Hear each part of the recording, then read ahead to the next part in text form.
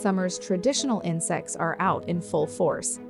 And if you're lucky enough to be able to sit outside in the evenings, you'll hear an insectoid orchestra of buzzies, chirps, and scratchy whirs. I've been noticing the sounds of two types of insects that can be confused for one another due to their similar appearances: katydids and grasshoppers. If you spot a grasshopper-looking insect masquerading as a leaf, there is a good chance it's a katydid. Other katydids do look quite similar to grasshoppers, but the quickest difference between them is the antennae. While grasshoppers have relatively short, thick antennae, katydids' antennae are often longer than their own body. Katydids make their calls by rubbing their forewings together. With exceptions in a few species, it is usually the males who call as they either work to attract females or defend themselves. Intriguingly, have you ever noticed how some katydids seem to call in near unison to each other? This is actually a competitive strategy to attract females. Each of the singing males is trying to be the first to hit the next note of the call and catch the attention of females who may be nearby. A closer look at the spiny devil katydids. With its fearsome appearance, the spiny devil surely ranks as one of the most impressive of all katydids. Commonly called bush cricket, they have previously been known as long-horned grasshoppers. More than 8,000 species are known. Endemic to the upper Amazon basin, this large insect uses its prickly front legs in self-defense and also to capture prey. It feeds both on vegetation and other insects. They are primarily active at nights and habit with strident mating calls. Many species exhibit mimicry and camouflage, commonly with shapes and colors similar to leaves.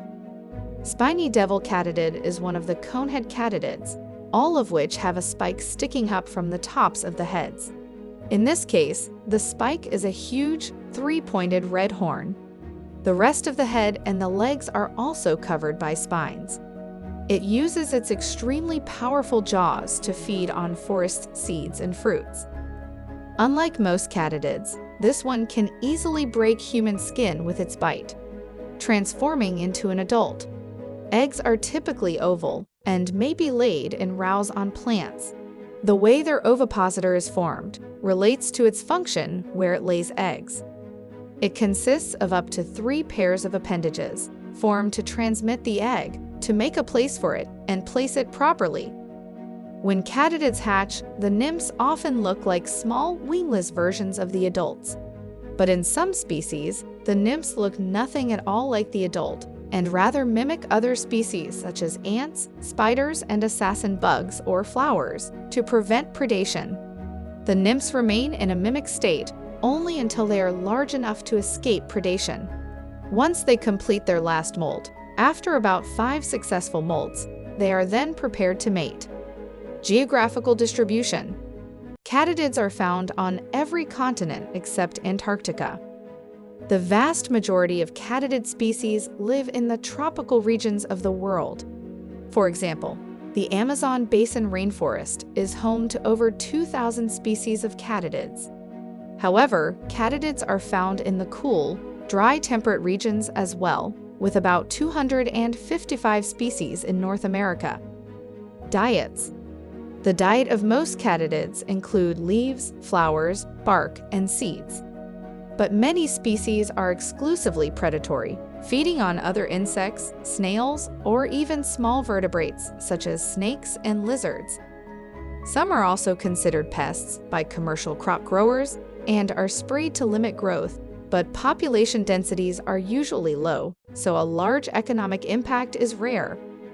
Katydids will stuff leaves and grass in between the leaves of the crown to keep insects out. They can inflict a painful bite or pinch if handled, but seldom break the skin. Some species of bush crickets are consumed by people in Uganda and neighboring areas. Predation. Some have spines on different parts of their bodies that work in different ways.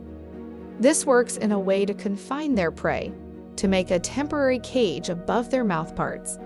The spines are articulated and comparatively flexible, but relatively blunt. Due to this, they are used to cage and not penetrate the prey's body. Spines on the tibiae and the femora are usually more sharp and non-articulated. They are designed more for penetration or help in the defensive mechanism they might have. This usually works with their diurnal roosting posture to maximize defense and prevent predators from going for their head. Defense mechanism. When they go to rest during the day, they enter a diurnal roosting posture to maximize their cryptic qualities. This position fools predators into thinking the katydid is either dead or just a leaf on the plant. Various katydids have bright coloration and black apical spots on the inner surfaces of the tegmenta and brightly colored hind wings. By flicking their wings open when disturbed, they use the coloration to fool predators into thinking the spots are eyes. This, in combination with their coloration mimicking leaves, allows them to blend in with their surroundings, but also makes predators unsure which side is the front and which side is the back. Relationships. The katydids have polygamous relationships. The first male to mate is guaranteed an extremely high confidence of paternity when a second male couples at the termination of female sexual refractoriness. The nutrients that the offspring ultimately receive will increase their fitness. The second male to mate with the female at the termination of her refractory period is usually cuckolded. Competition. The polygamous relationships of the bush cricket lead to high levels of male-male competition. Male competition is caused by the decreased availability of males, able to supply nutritious spermaphalanges to the females. Females produce more eggs on a high-quality diet, thus the female looks for healthier males with a more nutritious spermatophylax. Females use the sound created by the male to judge his fitness. The louder and more fluent the trill, the higher the fitness of the male. Stress response. Oftentimes in species which produce larger food gifts, the female seeks out the males to copulate. This, however, is a cost to females as they risk predation while searching for males. Also, a cost-benefit trade-off exists in the size of the spermatophore, which the male katydids produce. When males possess a large spermatophore, they benefit by being more highly selected for by females, but they are only able to mate 1 to 2 times during their lifetimes. Inversely, male with smaller spermatophores have the benefit of being able to mate 2 to 3 times per night, but have lower chances of being selected by females.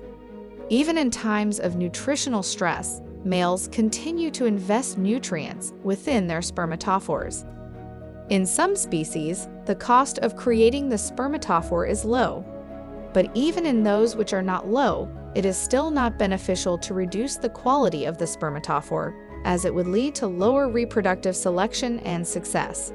This low reproductive success is attributed to some species, in which the spermatophylax that the female receives as a food gift from the male during copulation increases the reproductive output of the reproduction attempt. However, in other cases, the female receives few, if any, benefits. The reproductive behavior of bush crickets has been studied in great depth. Studies found that the tuberous bush cricket has the largest testes in proportion to body mass of any animal recorded. They make up 14% of the insect's body mass and are supposed to help it reproduce quickly. That's all we have for you today. Thanks for watching.